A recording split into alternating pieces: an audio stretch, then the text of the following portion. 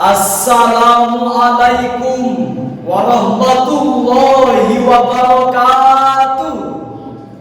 Alhamdulillahil qail in ja'akum fasiqun binaba'in fatabayyanu an tusibu qauman bijahalah. Wassalatu wassalamu ala rasulillah wa ala alihi wa ashabihi wa man ittaba'ahu amma ba'du. Dewan juri yang kami hormati, hadirin para pemuda harapan bangsa, para pemudi harapan pertiwi yang kami cintai. The Broadcasting Standards Commission, suatu lembaga yang menangani siaran media di dunia, yang dikutip oleh Zauddin Sardar dalam bukunya Membongkar Kuasa Media, menyatakan media memiliki pengaruh dan kekuatan yang sangat besar dalam kehidupan manusia sehari-hari. Hal tersebut dibuktikan dengan adanya pengaruh positif, yaitu mudahnya melakukan komunikasi dan menyerap informasi. Namun di sisi lain, saat ini terkadang media sosial malah disalahgunakan pada perilaku yang tidak terpuji, seperti penggiringan opini untuk saling membenci.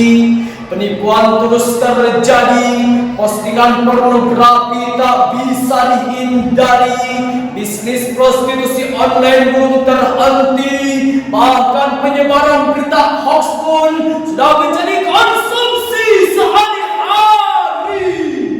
Betul! Inilah hadirin sebagian kecil pengaruh negatif media sosial yang tidak dibingkai oleh etika dan norma agama.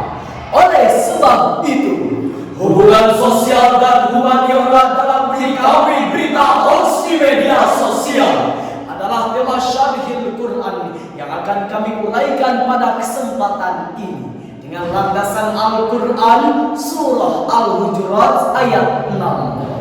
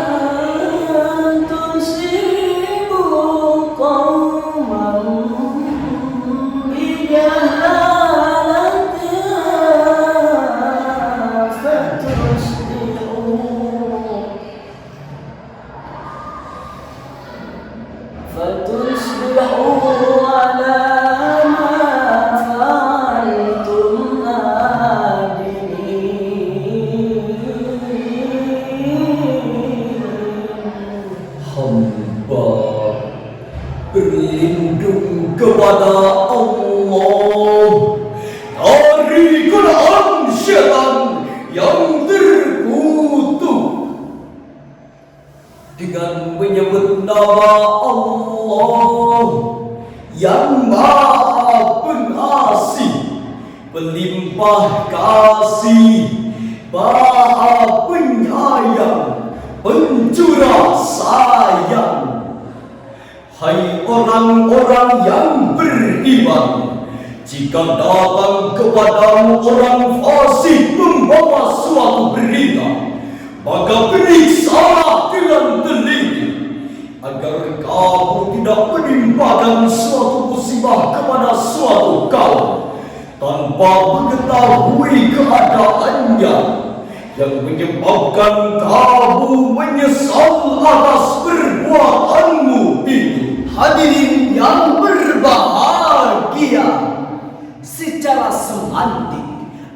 ini diawali dengan kalimat ya ayyuha, merupakan huruf nida yang dibubuhi hati tanbih.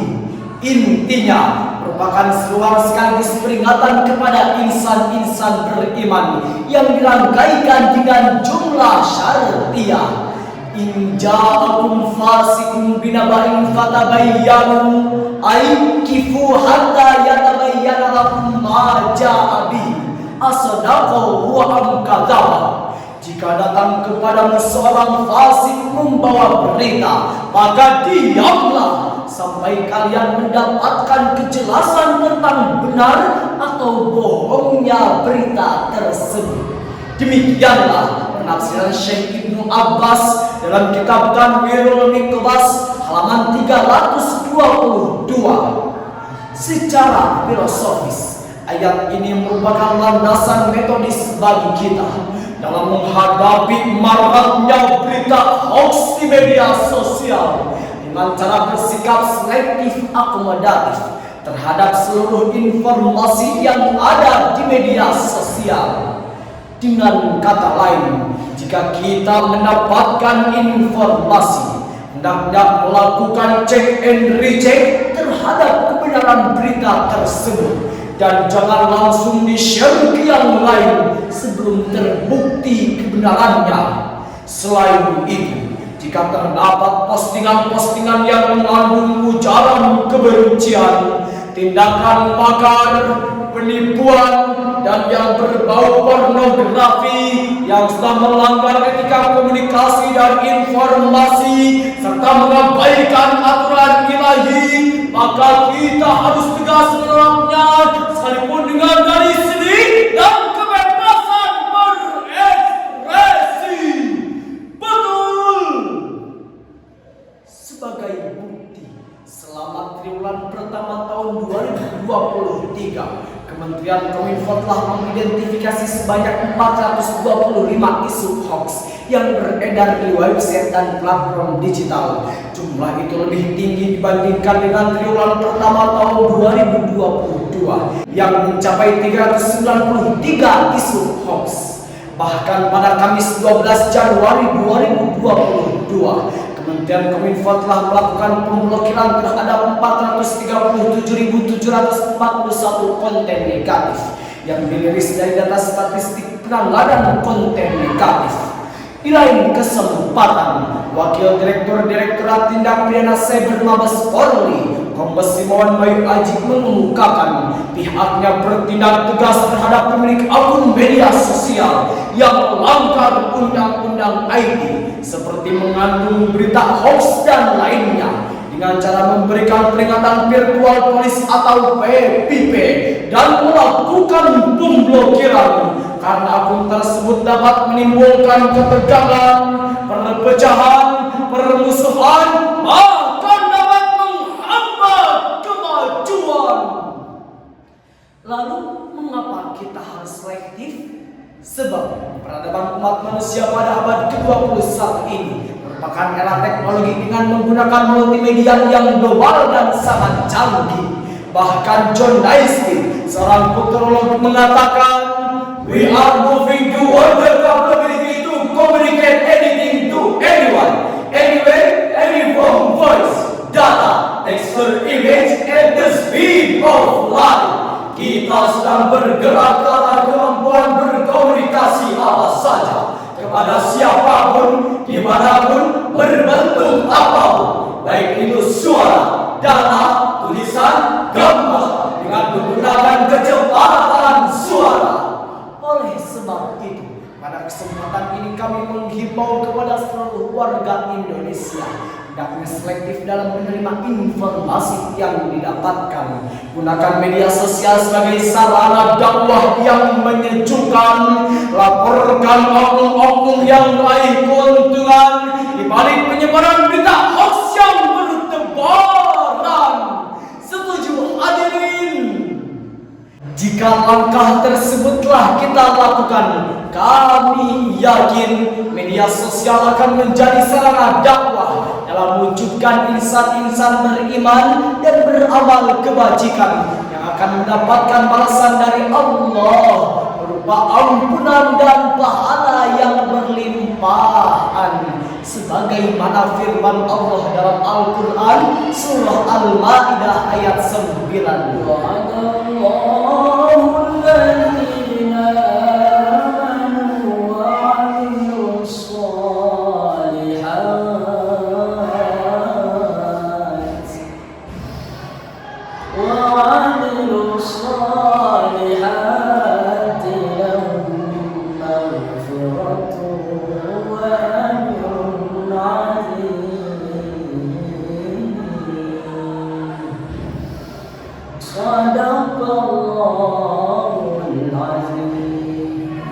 Allah telah menjanjikan kepada insan-insan yang beriman dan beramal kebajikan, bagi mereka ampunan dan pahala yang berlimpahan. Maha benar Allah dan Maha Agung. Dewan juri dan hadirin yang berbahagia, dengan berakhirnya lantunan kalam ilahi tadi, syarahan ini dapat kami simpulkan bahwa sikap selektif dalam menggunakan media sosial adalah perilaku positif. Bahkan berdakwah dengan aktif melalui media sosial adalah sikap produktif dalam mewujudkan insan-insan beriman dan terhindar dari perilaku negatif. Sekian dan demikian yang dapat kami sampaikan. Mohon maaf atas segala kekurangan. Kami akhiri dengan sebuah syair karya Qasidah Nidaria. Facebook mewabah melanda, meracuni semua usia. Transaksi apapun terjadi, media iklan hingga pornografi. Facebook jejaring sosial, banyak teman dikenal. Facebook sudah mewabah berbagai kalangan merasakan akibatnya. Facebook bisa jadi positif, Facebook bisa jadi negatif, tergantung manusianya, itu yang sangat kreatif. Wassalamualaikum warahmatullahi wabarakatuh.